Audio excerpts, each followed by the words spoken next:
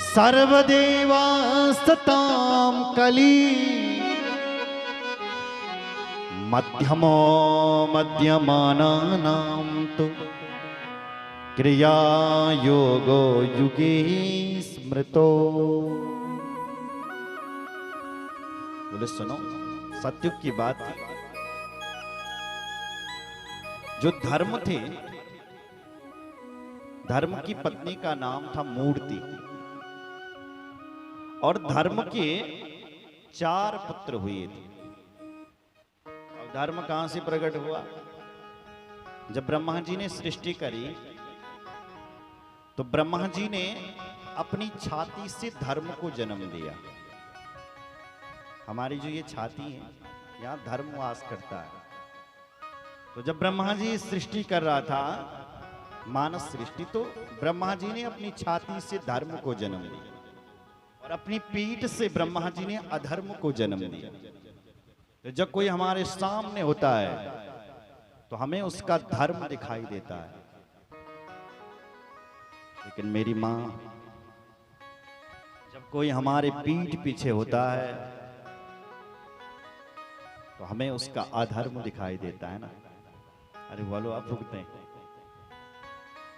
उसकी गलतियां, उसकी बुराइयां दिखाई देती हैं।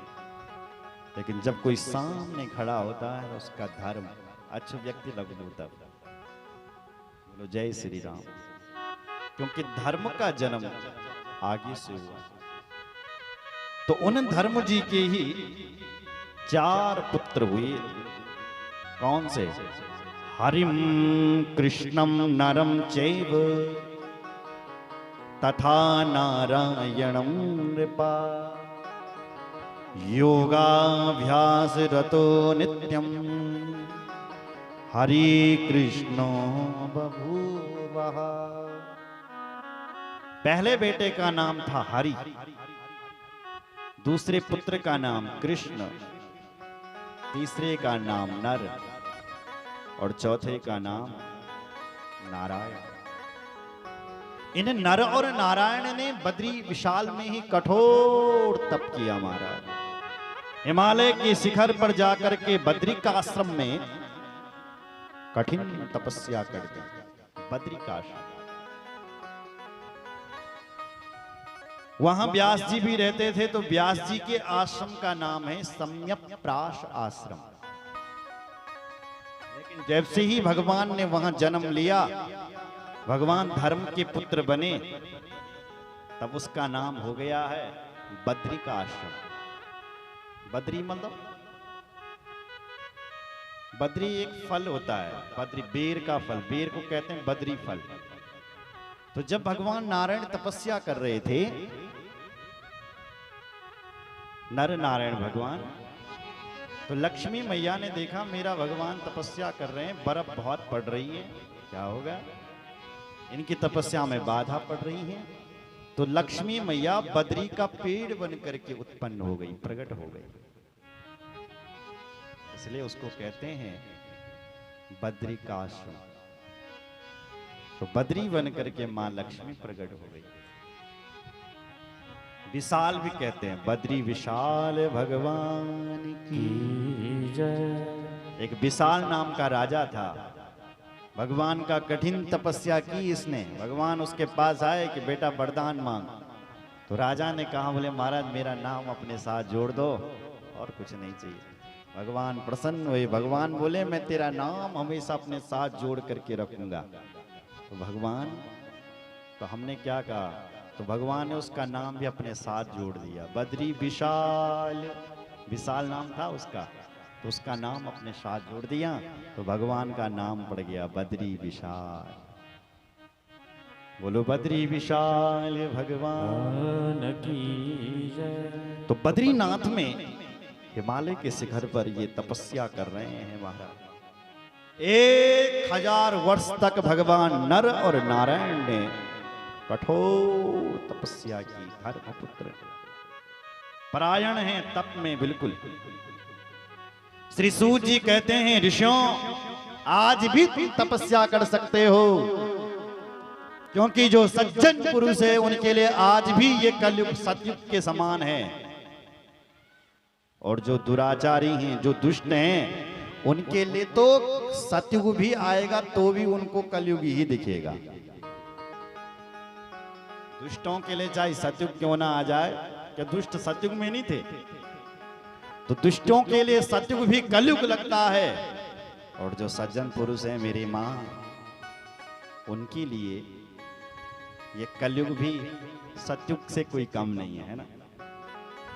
कलयुग में तो बहुत, देखो सतयुग में तो तपस्या बड़ी थी, द्वापर में त्रेता में ध्यान बड़ा था, लेकिन कलयुग में, द्वापर में यज्ञ बड़े थे, लेकिन कलयुग केवल नाम आधार। कलयुग में तो बैठे बैठे किसी यज्ञ करने की जरूरत नहीं है, ध्यान करने की जरूरत नहीं है, तपस्या करने की जरूरत नहीं है, केवल कलयुग में केवल नाम रटो बैठे बैठे। इसलिए कलयुग से बड़ा युग कौन आएगा, है ना? सतयुग में लोग हड्डियों तक ही जीवित रहते थे, हड्डियों पर जीवित है। कलयुग जैसे ही द्वापर त्रेता आया तो लोग मांस पर जीवित रहने लगे, जब तक मांस का टुकड़ा है तब तक जीवित रहेंगे। लेकिन जब कलयुग आया तो कलयुग में लिखा है कि अन्न मात्रे का जीवन,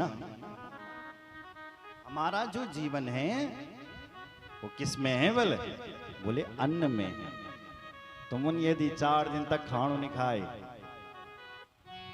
तो मरणासन्न हो जाओगे, हॉस्पिटल पहुंच जाओगे। बोलो जय श्री राम।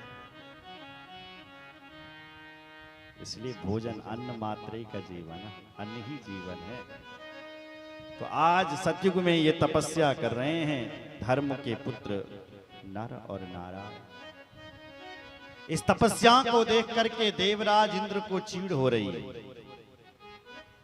जलन हो रही है नर नारायण को देख करके। विघ्न कामस्तु तरसा जगामा गंधमादनम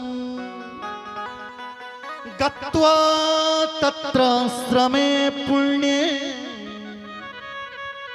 तावपस्या क्षतक्रतु तावपस्य क्षतक्रतु। आज देवराज इंद्र ऐरावत हाथी पर बैठ करके गंधमादन पर्वत पर पहुंच गया, और जहां ही नर नारायण को देखा तो उनको देख करके प्रभावित हो गया। वाह, ऋषि हो तो तुम जैसे हो, ऋषि हो तो नर नारायण जैसे हो। आपने शिव पुराण पढ़ा होगा, मेरी मां सुना होगा। हमारे जो केदारनाथ के भगवान हैं उनकी स्थापना भी इन्हीं नर नारायण ने की है। और लिखा है कि केदारनाथ जाते हुए अगर किसी के प्राण चले जाते हैं, मार्गस्थस्य, मार्ग में चलते हुए यदि तुम केदारनाथ जा रहे हैं या आ रहे हैं या जा रहे हैं, यदि हमारे प्राण चले गए तो भी वो शिवधाम के लिए जाता है। मुदकम पित्वा, केदारनाथ का कोई जल भी पीता है बद्रीनाथ का तो उसकी भी मुक्ति हो जाती है। ये केदारनाथ की स्थापना इन्होंने की है। एक सिद्ध पीठ है केदारनाथ में जिसका नाम है केदारी देवी, जिसका नाम हमारे देवी भागवत में आगे सुनेंगे आप कल। मां भगवती के 51 सिद्ध पीठों की महिमा, उसमें से जो हमारे उत्तराखंड में सिद्ध पीठ है उसका नाम है केदारी देवी अर्थात धारी देवी। उसी की ही अनेक सिद्ध पीठें बनी हुई है। जहां जहां माता के विश्व में अंश गिरे तो एक अंश यहां भी गिरा। बोलो जय श्री राम। तो आज इंद्र नर और नारायण को देख करके प्रभावित है, दोनों भाइयों को तपस्या में देख रहा है। इंद्र सामने गया नर नारायण के और कहा कि वरदान मांगो, वरदान मांगो, क्या चाहिए क्या चाहिए क्या। लेकिन नर और नारायण ने अपने आंखें नहीं खोली। इंद्र लज्जित हो गया, अरे भाई ये कैसे तपस्वी हैं, इनके पास जा रखा हूं फिर भी वरदान नहीं दे रहे। तो तब इस देवराज इंद्र ने अपनी भयानक मोहिनी माया को प्रकट किया। अनेक शेर प्रकट हो गए, अनेक भेड़ प्रकट हो गए, हिंसक जानवर महाराज प्रकट हो गए। ब्रकान् सिंहास्य व्याघ्रस्य समुत्पात्य विभीषयत् वर्षं पातं तथा अग्निं समुत्पात्य पुनः पुनः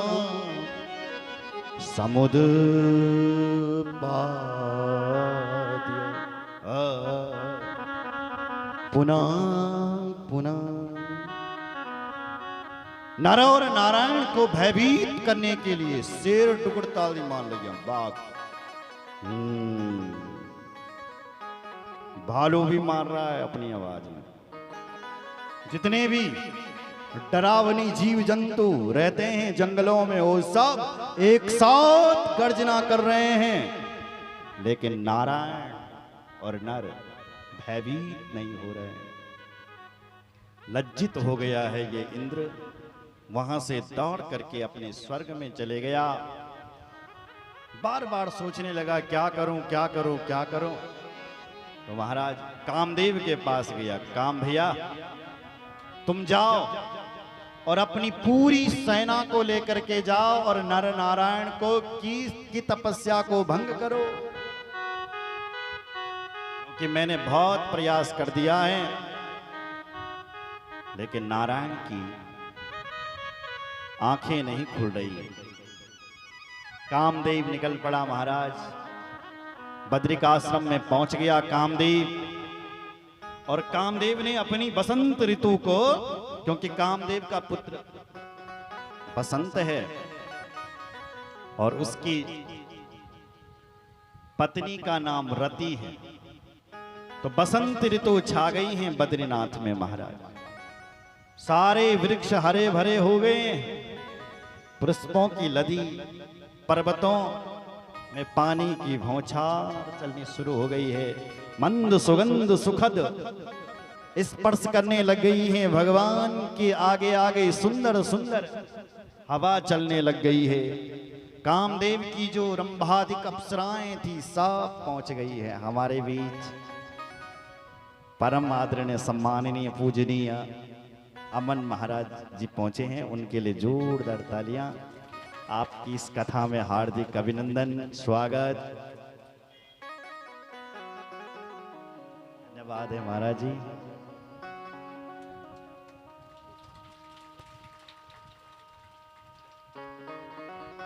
आप देवी भागवत कथा की शोभा को बढ़ाने के लिए आए हैं, आपके लिए जोरदार तालियां। आपका हार्दिक स्वागत, अभिनंदन और धन्यवाद। बहुत बहुत तालियां बजाओ।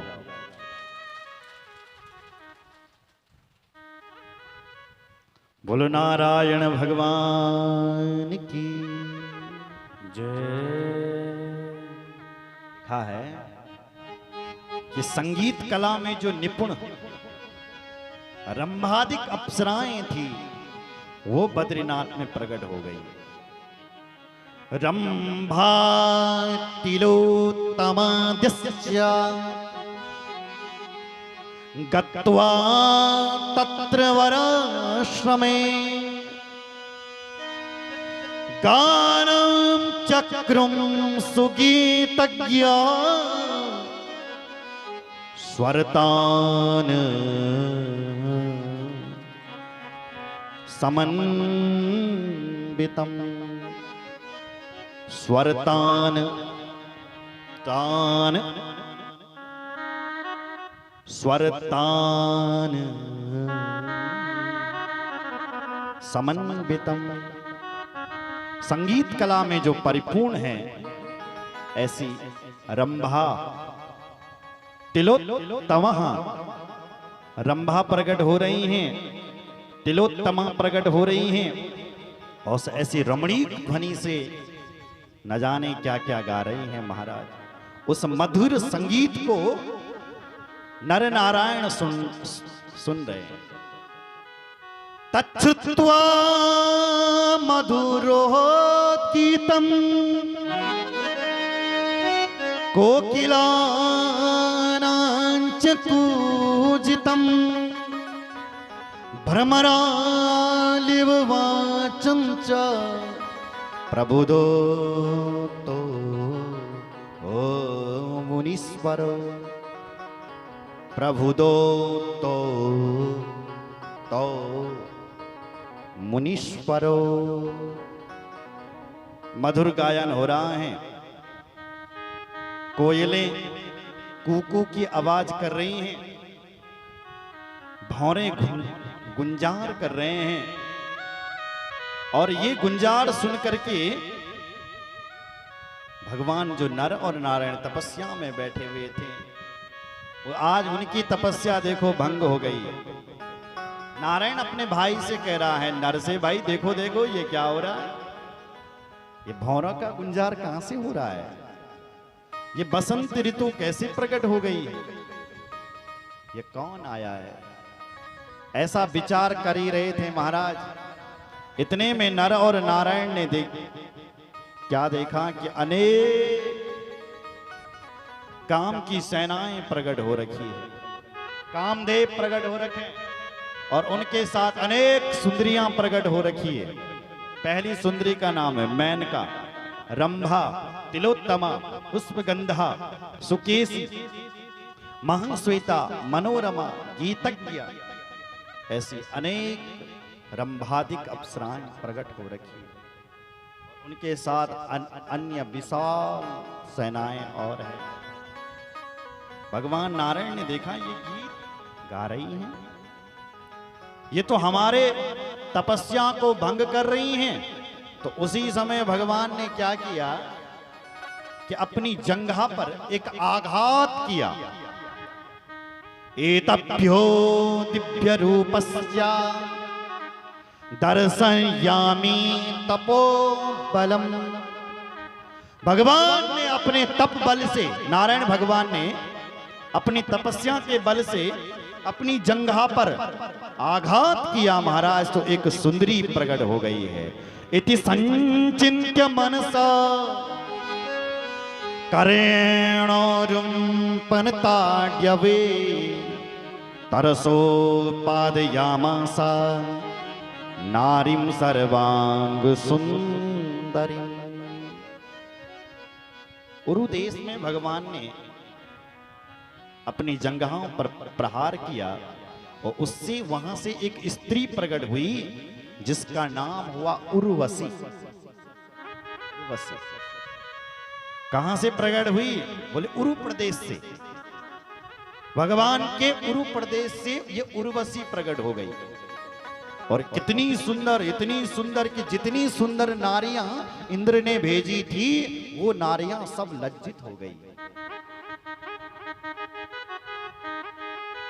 वो कह रही हैं तो हम तो इस नारायण की तपस्या को भंग करने के लिए आई थी, पर नारायण के पास देखो अनेक देवियां, इतनी सुंदर देवियां, और उस उर्वशी ने अपने से न जाने कितनी देवियां प्रकट कर दी। लज्जित हो गई है ये सब। हाथ जोड़ने लगी नारायण भगवान को, हे प्रभु हमें क्षमा करें, क्षमा करें। बार बार स्तुति करती है। हम आपके धैर्य को नमस्कार करते हैं। कुर्यो कथम स्तुति महो तपसो महत्वम धैर्यं तथैव भवताम विवीक्ष्य बाला। प्रभु आप तपस्वियों के स्वामी हैं, आपके अंदर महान धैर्य है। हम तो अनेक प्रकार का कटाक्ष कर रही थी तुम्हारी तपस्या को भंग करने के लिए, लेकिन तुम अपनी तपस्या में लीन रहे। बारंबार आपको प्रणाम। हमारे तो भाग्य खुल गए। भाग्येन केन युवयो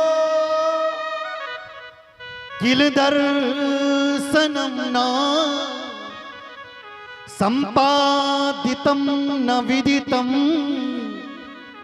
खलु संचितम स्यात् चित्तम क्षमं निज जने विहितम युवाभ्या मस्माद्विधि किल कृता गम गसिताप मुक्तम।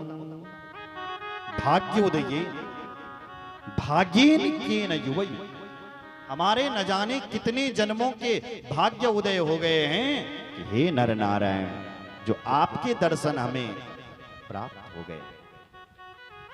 हम तो इंद्र की सेवा करते करते थक गई थी, लेकिन जब आपके धैर्य को देखा तो ऐसा लग रहा है कि हम अब स्वर्ग जाना नहीं चाहती। बोलो जय श्री राम। प्रभु, आपने जो ये दो अप्सराएं प्रकट की हैं, ये जो उर्वशी आपने प्रकट की हैं, इनको आप भले ही स्वर्ग में भेज लो, पर लेकिन हमारा मन स्वर्ग जाने का नहीं है, नहीं है। क्या करना चाहती हो? तो उन जो इंद्र ने जो अप्सराएं भेजी थी, उन्होंने स्पर्श कह दिया कि हम आपको अपना पति बनाना चाहती हैं। पतिस्त्वं भवदेवेश वरमेनं परम तपा भवाम प्रीतियुक्तास्त्वं सेवितं जगदीश्वरा। हे जगदीश्वर, तुम्हारे धैर्य को देख करके, तुम्हारे तप को देख करके हमारी स्वर्ग जाने की इच्छा नहीं हो रही है। जगदीश्वर, हम आपकी सेवा में यही रहना चाहते हैं। सेवितम जगदीश्वर, हम भी तुम्हारी सेवा कर करके कृतार्थ होना चाहते हैं। बोलो जय श्री राम। इसलिए हमें आप अपनी पत्नी बना लो। इन उर्वशी को भले ही स्वर्ग भेज दो। भगवान बोले देखो भाई देवियों, मैंने जो तप किया है ना, वो कितना तप किया, पूर्ण वर्ष सहस्त्रम तो तपस्तप्तम मया द्रवे। देखो देवी, मैंने अपने इंद्रियों को, ये जो इंद्रियां है ना मेरी माँ, 5 ज्ञान इंद्रिय, 5 कर्म इंद्रिय, इन इंद्रियों को कंट्रोल करना बड़ा कठिन है। देखो, आंख जो देखना चाहती वही हम देख लेते हैं, कान जो सुनना चाहते हैं वही हम सुन लेते हैं, जिह्वा जो खाना चाहती वही हम खा लेते हैं। तो ये 5 ज्ञान इंद्रिय, 5 कर्म इंद्रिय हैं, और इन इंद्रियों को कंट्रोल करना बड़ा कठिन है। तो भगवान नारायण कहते हैं मैंने 10,000 वर्षों तक इन इंद्रियों को कंट्रोल में किया। क्या तुम 10,000 वर्षों का तप 1 मिनट में मेरा नाश करना चाहती हो? भाग जाओ यहां से, स्वर्ग चले जाओ। तो बोलना वो अप्सराएं क्या बोली, हे नारायण, तुम्हें पता नहीं है कि इंद्रियों का आनंद कितना प्यारा होता है। वो तो आनंद नहीं, महानंद। आनंदम आनंदम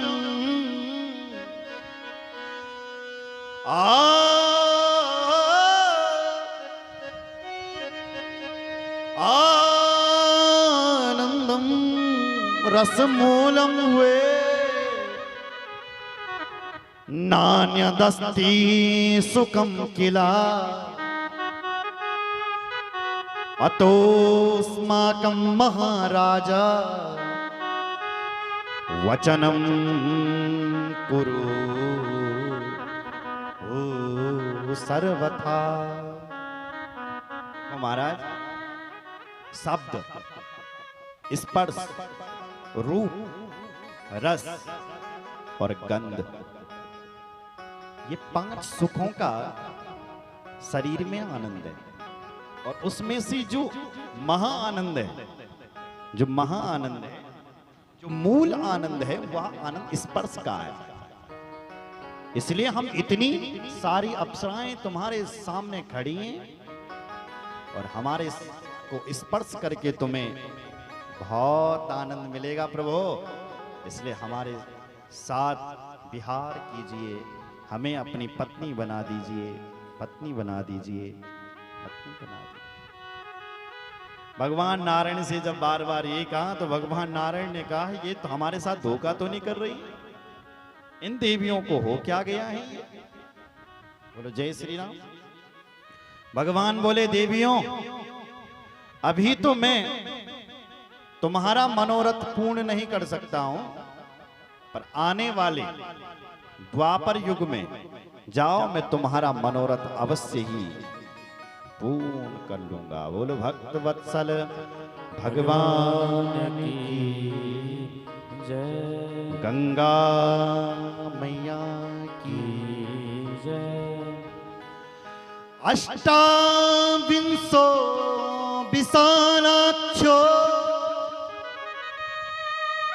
द्वापरेऽस्मिन् धरातले देवानां कार्यसिद्ध्यर्थं प्रभायिष्यामि सर्वथा।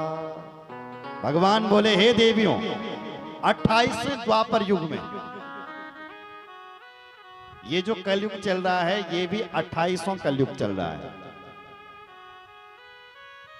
बोलो जय श्री राम। तो 28वां द्वापर मतलब जो द्वापर युग चले गए इस कलयुग से पहले, भगवान बोले जब मैं उस समय जन्म लूंगा तो उस समय मैं कृष्ण बनकर के आऊंगा। तो हे देवियों, तुम उस समय राजा की बेटी बनकर के आना और तब मैं तुम्हारा मनोरथ पूर्ण करूंगा।